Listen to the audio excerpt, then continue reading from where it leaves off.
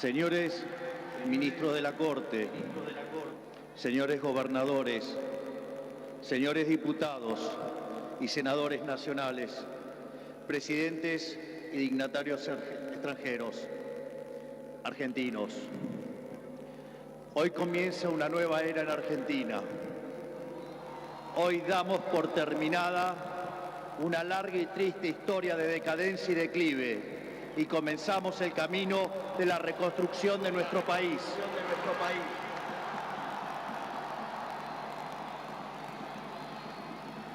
Los argentinos, de manera contundente, han expresado una voluntad de cambio que ya no tiene retorno. No hay vuelta atrás.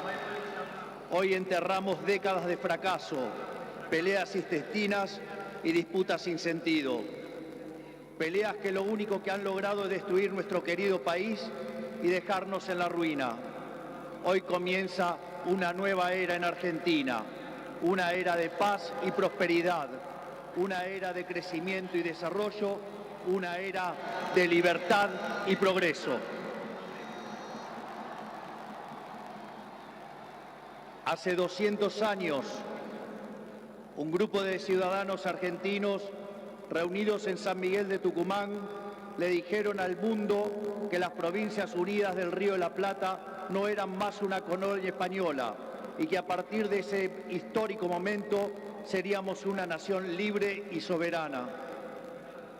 Durante décadas nos enfrentamos en disputas internas acerca de cuál debía ser la forma institucional que nuestro país necesitaba.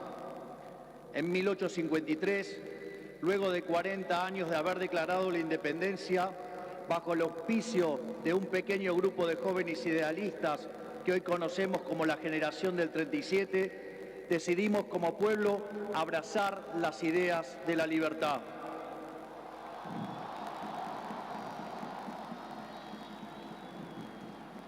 Así, se sancionó una constitución liberal con el objetivo de asegurar los beneficios de la libertad para nosotros, para nuestra posteridad y para todos los hombres del mundo que quieran habitar el suelo argentino.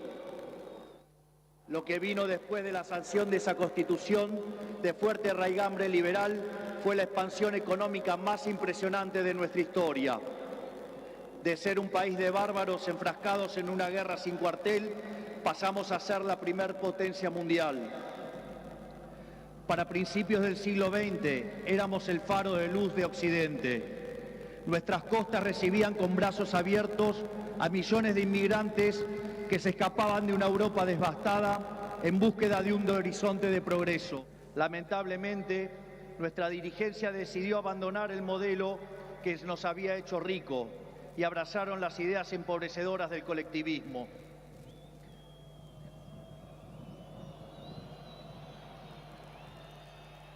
Durante más de 100 años, los políticos han insistido en defender un modelo que lo único que genera es pobreza, estancamiento y miseria. Un modelo que considera que los ciudadanos estamos para servir a la política y no que la política existe para servir a los ciudadanos.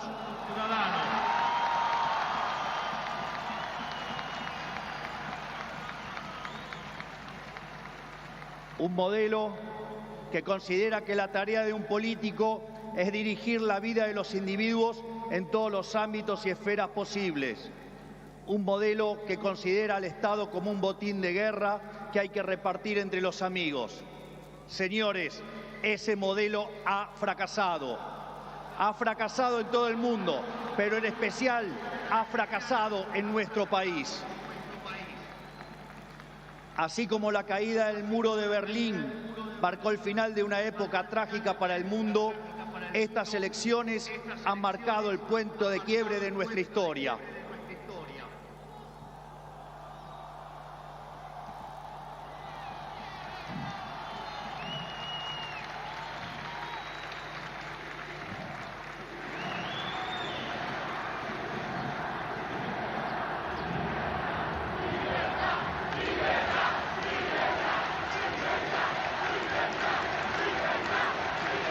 En estos días, mucho se ha hablado de la herencia que vamos a recibir.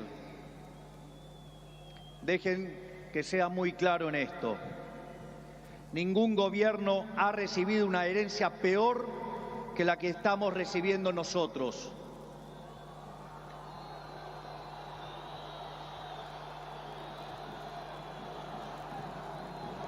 El kirchnerismo, que en sus inicios se jactaba de tener superávit gemelos, esto es, superávit fiscal y externo, hoy nos deja déficit gemelos por 17% del PBI.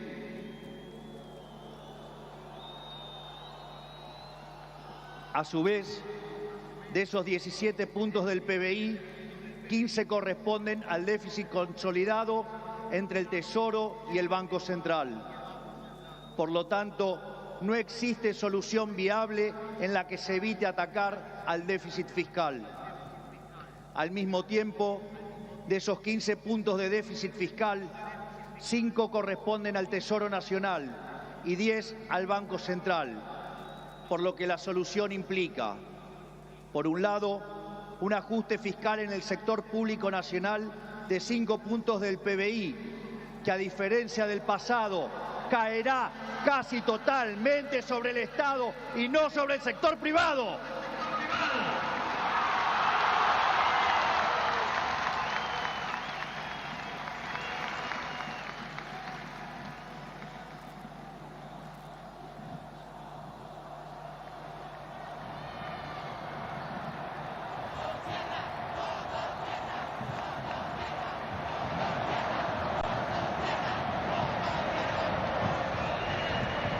Por el otro, es necesario limpiar los pasivos remunerados del Banco Central, los cuales son responsables de los 10 puntos de déficit del mismo.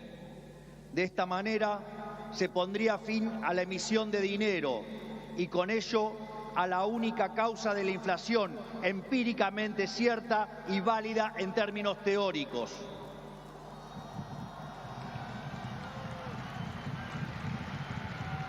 Sin embargo, dado que la política monetaria actúa con un rezago que oscila entre 18 a 24 meses, aun cuando hoy dejemos de emitir dinero, seguiremos pagando los costos del desmadre monetario del gobierno saliente. Haber emitido por 20 puntos del PBI, como se hizo en el gobierno saliente, no es gratis. Lo vamos a pagar en inflación.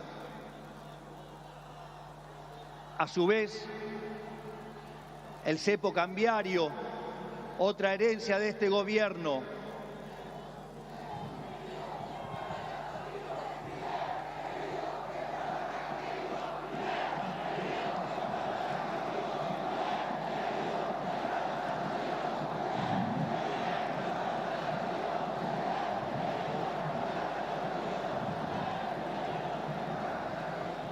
a su vez, el cepo cambiario, otra herencia de este gobierno, no solo constituye una pesadilla social y productiva, porque implica altas tasas de interés, bajo nivel de actividad, escaso nivel de empleo formal y salarios reales miserables que impulsan el aumento de pobres e indigentes, sino que además el sobrante de dinero en la economía hoy es el doble que había en la previa del Rodrigazo. Para tener una idea de lo que eso implica, recordemos que el Rodrigazo multiplicó por 6 veces la tasa de inflación, por lo que un evento similar significaría multiplicar la tasa de inflación por 12 veces. Y dado que la misma viene viajando a un ritmo del 300%, podríamos pasar a una tasa anual del 3.600. A su vez, tranquilos que no termina acá, la herencia sigue. A su vez, dada la situación de los pasivos remunerados del Banco Central, la cual es peor que la que había en la previa de la hiperinflación de Alfonsín, en muy poco tiempo se podría cuadruplicar la cantidad de dinero y con ello llevar a la inflación a niveles del 15.000% anual. Esta es la herencia que nos dejan. Una inflación plantada del 15.000% anual, la cual vamos a luchar contra uñas y dientes para erradicarla.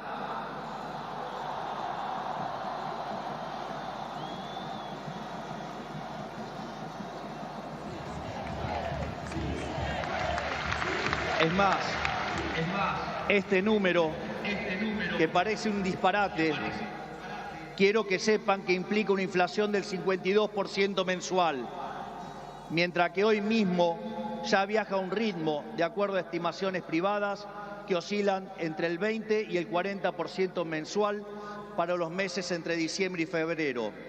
Esto es, el gobierno saliente nos ha dejado plantada una hiperinflación y es nuestra máxima prioridad hacer todos los esfuerzos posibles para evitar semejante catástrofe que llevaría a la pobreza por encima del 90% y la indigencia por encima del 50%. En consecuencia, no hay solución alternativa al ajuste. Por otra parte, la herencia no termina ahí, ya que los desequilibrios en tarifas son soles equiparables al desastre que dejó el kirchnerismo en el año 2015. En el plano cambiario, la brecha oscila entre el 150 y 200%, niveles también similares a los que teníamos en el Rodrigazo. A su vez, la deuda con importadores supera los 30.000 millones de dólares y las utilidades retenidas a las empresas extranjeras alcanzan los 10.000 millones de dólares.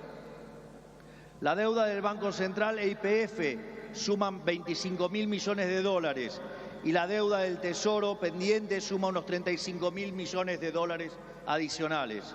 Esto es, la bomba en términos de deuda asciende a 100.000 millones de dólares que habrá que sumar a los cerca de 420.000 millones de dólares de deuda ya existente. Naturalmente, a estos problemas hay que sumarle también los vencimientos de deuda de este año, donde los vencimientos de deudas en pesos son equivalentes a 90.000 millones de dólares y 25.000 millones de dólares en moneda extranjera con organismos multilaterales de crédito. Sin embargo, con mercados financieros cerrados y el acuerdo con el FMI caído por los brutales incumplimientos del gobierno saliente, el rollover de deuda es por demás desafiante aún para el mítico cíclope. Como si todo esto fuera poco, esto transcurre en una economía que no crece desde el año 2011.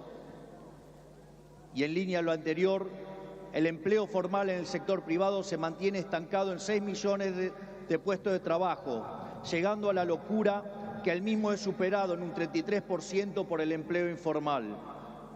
Por ello, no debería sorprender a nadie que los salarios reales se hayan destruido, ubicado en torno a los $300 mensuales, los cuales no solo son 6 veces inferiores a los de la convertibilidad, sino que de haberse mantenido la tendencia de aquellos años, o como lo decían ellos, el maldito neoliberalismo, hoy oscilarían entre 3.000 y 3.500 dólares por mes.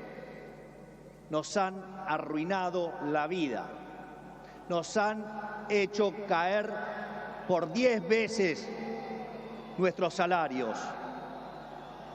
Por lo tanto, tampoco nos debería sorprender que el populismo nos esté dejando 45% de pobres y 10% de indigentes. Luego de dicho cuadro de situación, que a todas luces parece irremontable, debe quedar claro que no hay alternativa posible al ajuste. Tampoco hay lugar a la discusión entre shock y gradualismo. En primer lugar, porque desde el punto de vista empírico, todos los programas gradualistas terminaron mal, mientras que todos los programas de shock, salvo el de 1959, fueron exitosos.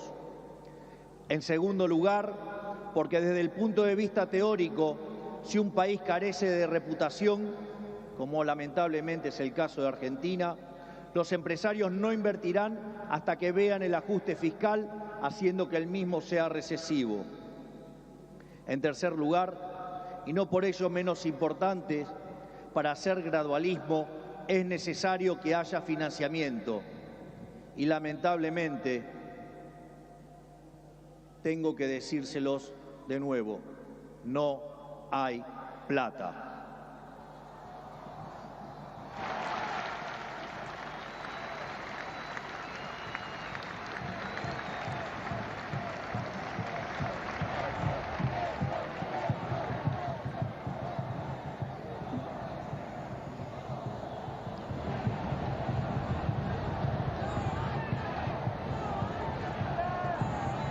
Por ende, la conclusión es que no hay alternativa al ajuste y no hay alternativa al shock. Naturalmente, eso impactará de modo negativo sobre el nivel de actividad, el empleo, los salarios reales, la cantidad de pobres e indigentes. Habrá esta inflación, es cierto, pero no es algo muy distinto a lo que ha pasado en los últimos 12 años.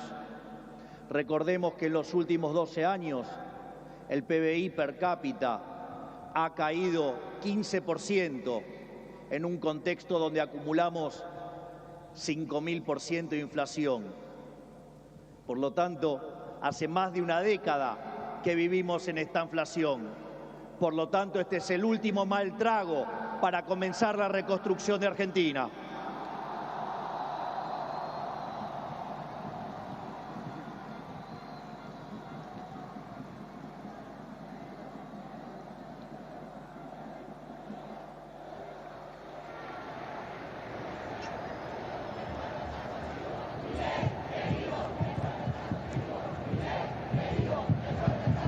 A su vez, luego del reacomodamiento macro que vamos a impulsar, el cual será menos doloroso cuanto mayor sea la caída del riesgo país y cuanto mejor sea nuestra contención desde el Ministerio de Capital Humano, la situación comenzará a mejorar. Esto es, habrá luz al final del camino.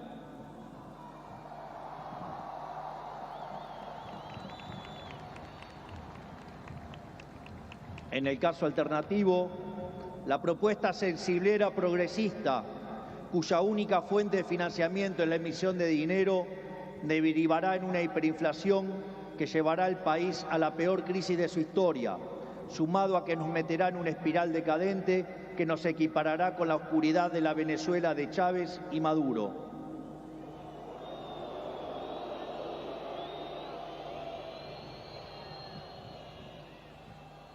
Por lo tanto, luego de semejante cuadro de situación, no pueden quedar dudas que la única oposición posible es el ajuste, un ajuste ordenado y que caiga con toda su fuerza sobre el Estado y no sobre el sector privado.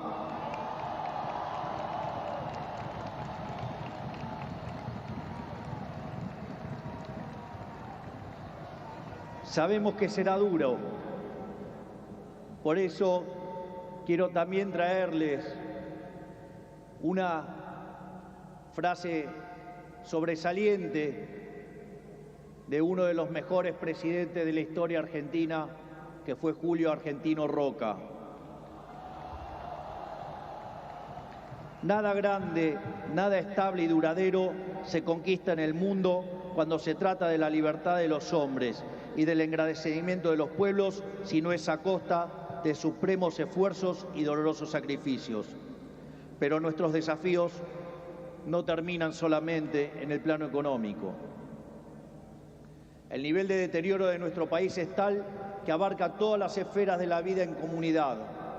En materia de seguridad, Argentina se ha convertido en un baño de sangre. Los delincuentes caminan libres mientras los argentinos de bien se encierran tras las rejas. El narcotráfico se apoderó lentamente de nuestras calles, a punto tal que una de las ciudades más importantes de nuestro país ha sido secuestrada por los narcos y la violencia. Nuestras fuerzas de seguridad han sido humilladas y maltratadas durante décadas. Han sido abandonados por una clase política que le ha dado la espalda a quienes nos cuidan. La anomia es tal que solo el 3% de los delitos son condenados. Se acabó con el siga-siga de los delincuentes.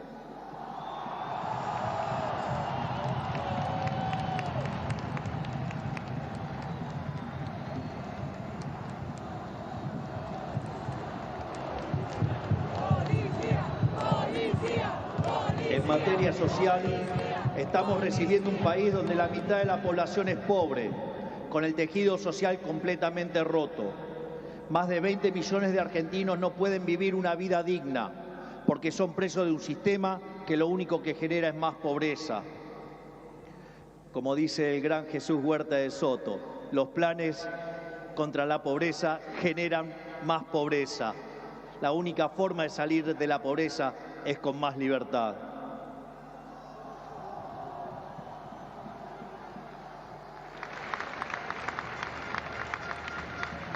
Al mismo tiempo, 6 millones de chicos hoy a la noche se irán a dormir con hambre, que caminan descalzos por la calle y otros que cayeron en la droga.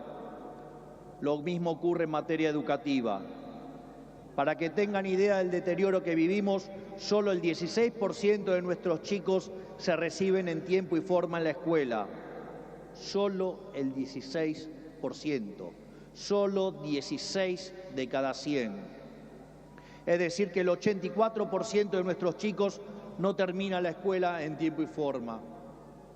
A su vez, el 70% de los chicos que sí terminan la escuela no pueden resolver un problema de matemática básica o comprender un texto. De hecho, en las últimas evaluaciones PISA, la Argentina se encuentra en el puesto 66 de 81 y séptima en América Latina, siendo que Argentina fue el primer país en terminar con el alfabetismo en el mundo. Si se levantara Sarmiento y viera qué hicieron de la educación.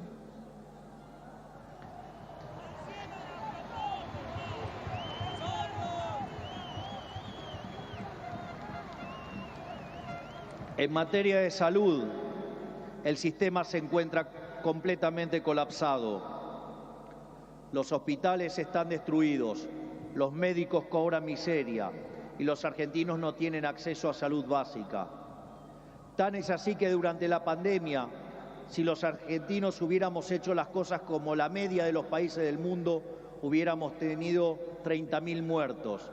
Pero gracias al Estado Te Cuida y su ineficiencia, 130.000 argentinos perdieron la vida.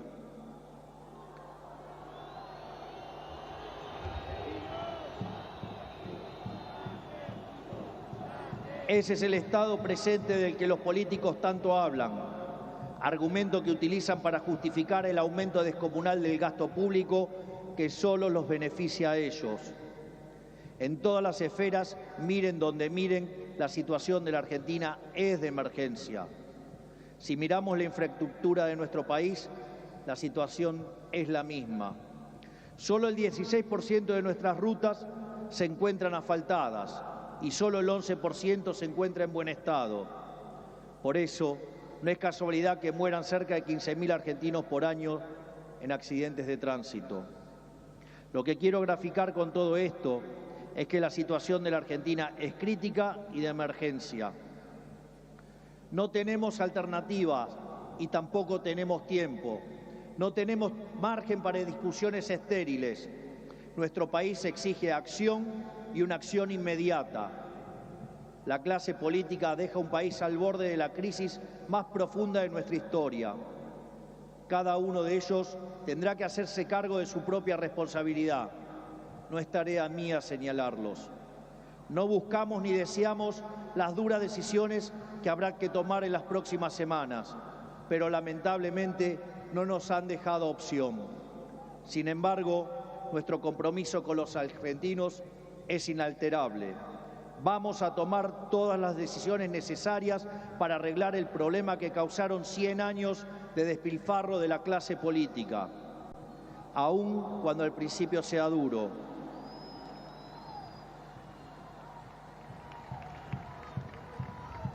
Sabemos que de corto plazo la situación empeorará, pero luego veremos los frutos de nuestro esfuerzo, habiendo creado las bases de un crecimiento sólido y sostenible en el tiempo.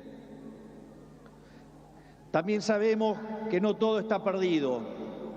Los desafíos que tenemos son enormes, pero también lo es nuestra capacidad para superarlos. No va a ser fácil, 100 años de fracaso no se deshacen en un día, pero un día empieza y hoy es ese día.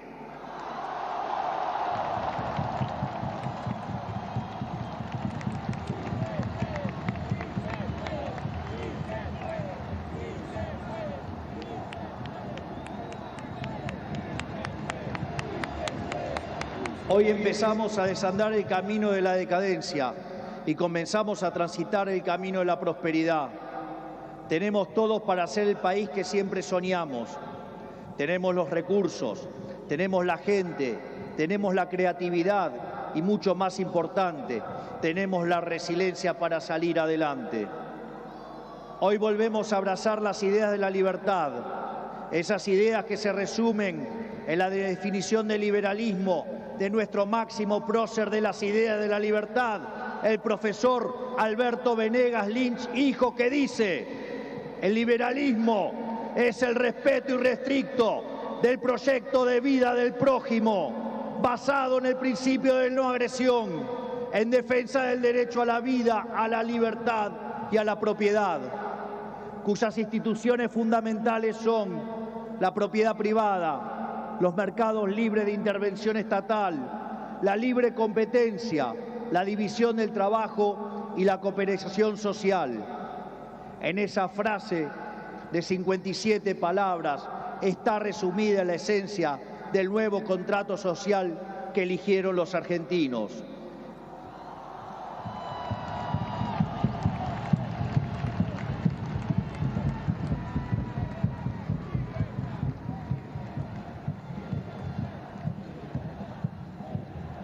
Este nuevo contrato social nos propone un país distinto, un país en el que el Estado no dirija nuestras vidas, sino que vele por nuestros derechos, un país en el que las hace, las paga.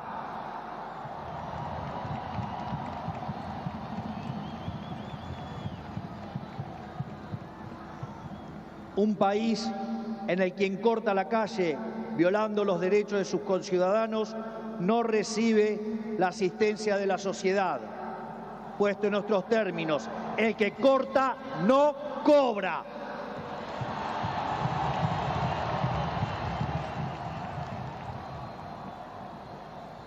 Un país que dentro de la ley permite todo, pero fuera de la ley no permite nada. Un país que contiene a quienes lo necesitan, pero no se deja extorsionar por aquellos que utilizan a quienes menos tienen para enriquecerse a ellos mismos.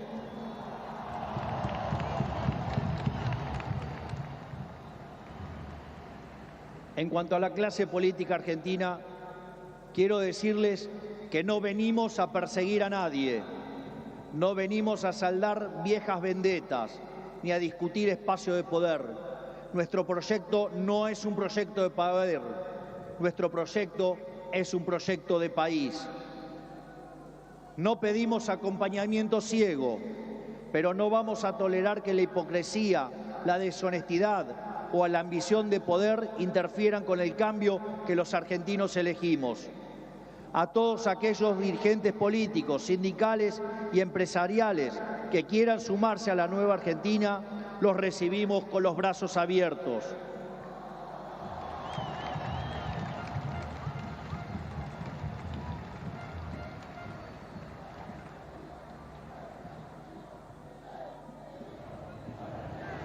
Así, no importa de dónde venga, no importa qué hayan hecho antes, lo único que importa es hacia dónde quieren ir.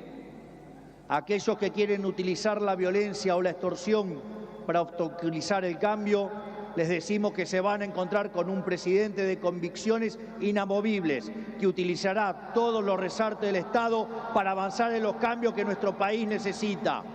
No vamos a claudicar, no vamos a retroceder, no nos vamos a rendir. Vamos a avanzar con los cambios que el país necesita, porque estamos seguros que abrazar las ideas de la libertad es la única manera en la que podremos salir del pozo en el que nos han metido.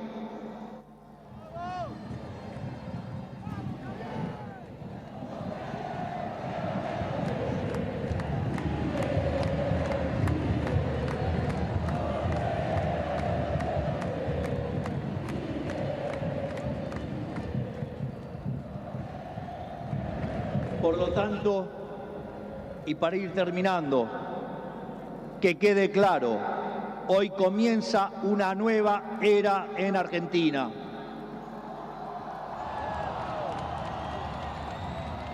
El desafío que tenemos por delante es titánico, pero la verdadera fortaleza de un pueblo se mide en cómo enfrenta los desafíos cuando se presentan. Y cada vez que creemos que nuestra capacidad para superar esos desafíos ha sido alcanzada, miramos al cielo y recordamos que esa capacidad bien podría ser ilimitada. El desafío es enorme, pero lo afrontaremos con convicción, trabajaremos sin descanso y llegaremos a destino. No es casualidad que esta inauguración presidencial ocurra durante la fiesta de Hanukkah, la fiesta de la luz, ya que la misma celebra la verdadera esencia de la libertad. La guerra de los macabeos es el símbolo del triunfo de los débiles por sobre los poderosos, de los pocos por sobre los muchos, de la luz por sobre la oscuridad y sobre todas las cosas, de la verdad por sobre la mentira. Porque ustedes saben que prefiero decirles una verdad incómoda antes que una mentira confortable.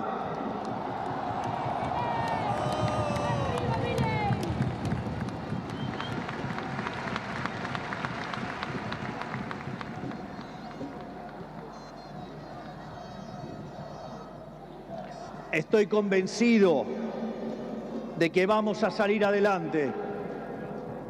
Recuerdo cuando hace 2 años, junto a la doctora Villarruel, hoy vicepresidente de la Nación, ingresamos a esta casa como diputados. Recuerdo que en una entrevista me habían dicho: pero si ustedes son 2 en 257, no van a poder hacer nada. Y también recuerdo que ese día la respuesta fue una cita del libro de Macabeos 3:19, que dice que la victoria en la batalla no depende de la cantidad de soldados, sino de las fuerzas que vienen del cielo.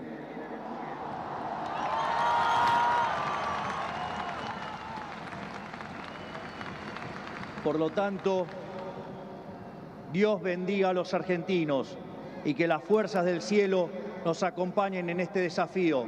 Muchas gracias. Será difícil, pero lo vamos a lograr. ¡Viva la libertad, carajo! ¡Viva la libertad, carajo! ¡Viva la libertad, carajo! Conforme a ponerse de pie que vamos a salir. Por el artículo 75 de la ley 26.522 hasta...